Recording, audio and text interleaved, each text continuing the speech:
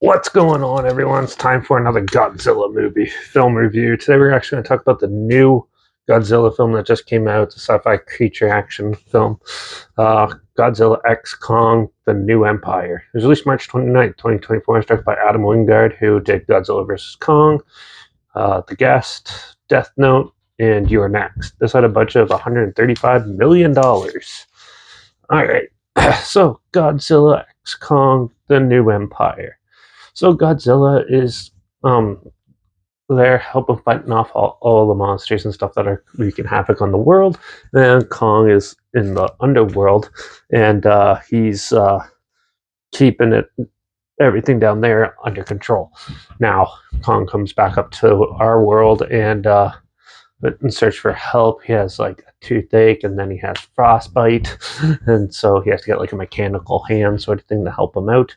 And the humans go down because there's something big, and all the creatures are acting scared. So they go down to look and see what's going on, and they uncover an evil ape that Kong has to try to fight, but needs help. So get him to help get Godzilla to come and help and fight off the evil.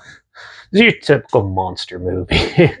It's a lot of big monster fight scenes and a lot of brutality in it. And yeah, so what did I think of it? I thought it was pretty terrible.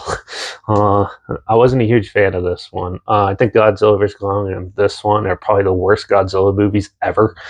And yeah, so let's talk about. It was cool to see some of Godzilla's like fire breath and stuff like that, destroy monsters with it and stuff. The monster fights are actually pretty cool and stuff, and amusing to watch, even though the final boss fight was pretty lame. And they beat him pretty simply. And some of it you could tell they just made those scenes for the trailer. Like there's an evil dragon thing, what the evil monkey uses, and then there's Godzilla and Kong, and they're going slow motion. Now the close-ups with their faces and stuff looks actually really good for the CG. The rest of it looks super cartoony, like, and also it's in the daytime all the time, so it's like really looks fake in that, like the Meg looks more realistic than some of this stuff. And also I think that's time, because they really pushed to get this movie out, so I think it has to do with time and stuff. But like it doesn't look as good as like Godzilla 2014 or like Godzilla King of the Monsters. Like it's missing that dark gritty feel, and it feels more like a cartoon, where this is obviously aimed for family, so it's very colorful and that. And yeah, I think that takes a lot out of the Godzilla and Kong films. I think they really made it really tame and really dull. And at least like Jurassic World and stuff had all the darkness still in there and stuff like that, and still made it somewhat family. This is like bring your 5-year-old to go see it type of thing. The human characters are your typical human characters in a Godzilla movie, pointless and completely nonsense, and they're basically commentators in this. They basically describe what's going on scene, because apparently film executives think everyone's fucking stupid. So yeah, but also the deaf girl, she kind of is the one that alerts the humans to the problem, but has no other reason to be in the film, so that she kind of is there for the ride. Also, one thing that pisses me off a lot is there's a deaf girl, right? So they use sign language. Why the hell do you have to like talk it out at the same time? They're like, I am going to whatever, and it's just like, she's deaf, she can't hear you. You're using sign language, something she can understand. Just use it. Like, why do you have to talk? And there's subtitles so people can read. Maybe it's for like kids. If kids are watching, they can understand it. But like the silence did that too, and it's awful. It just makes it so stupid. And yeah.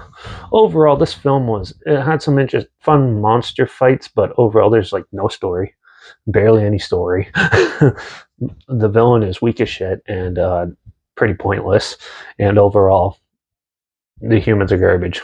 And yeah, so it was pretty disappointing in my opinion. I'm going to give this film a 2 out of 5 just to be generous. So but yeah, let me know your thoughts. Have you seen it? down below. But also, if you want to check it out and you haven't seen a trailer for it yet or anything, that's linked down below so you can see what I'm talking about if you're not sure. Also linked down below is my Instagram. That's where I post clips of films and review in the future. All my stories are the film title hashtag, some genre, film hashtag, so you're aware of it. Also, my Letterbox down below, their peer reviews. That's where I post my first star rating right after watching the films. And my Twitter's down below, reviews underscore Derek. So follow me on those platforms, stay in loop with this channel. Like this video, share some more people aware of it. Comment your opinions of the film down below if you have any. Let me know what your favorite King Kong film is and Godzilla film is down below. Also, make sure you subscribe. Hope you find some weird, obscure, and odd that I never thought checking them together. And also, so you hear my opinions on popular films, classic films, and reviews on other things as well. And don't forget to ring that bell because we're actually going to do a really good horror film for the next review, The Exorcism of Emily Rose. I love this movie, so I can't wait to talk about it. So make sure you tune in for that.